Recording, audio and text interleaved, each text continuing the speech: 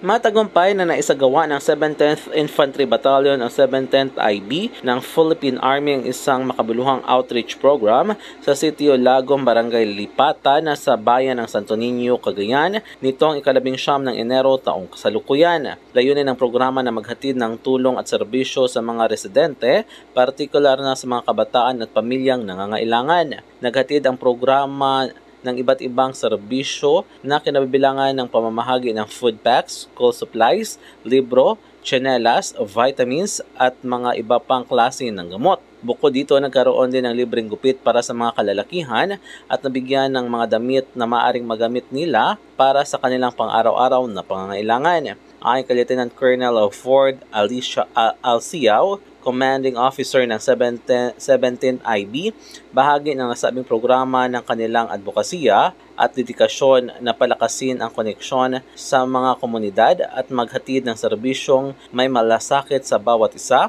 alinsunod na rin sa kanilang sinumpaang tungkulin ng kanilang hanay. Nagpasalamat din si Lieutenant Colonel Alciao sa mga katungwang na ahensya, volunteers at residente ng barangay na naging kaagapay upang maisakatuparan ang aktibidad. Samantala, pinuri ni Barangay Captain Aldrin Sansano ng Lipatan ang dedikasyon ng 17th IB at iba pang katuwang na programa upang maghatid ng serbisyo at tulong sa mga residente. Ang aktibidad ay nasa katuparan sa pakikipagtulungan ng Department of Social Welfare and Development o DSWD Region 2, Local Government Unit o LGU ng Santo Niño, Sierra Falcons, Cagayan Valley and Greater Northern Luzon, 1st Cagayan Provincial Mobile Force Company, 1st PMFC, at iba pang mga volunteers at non-government organizations.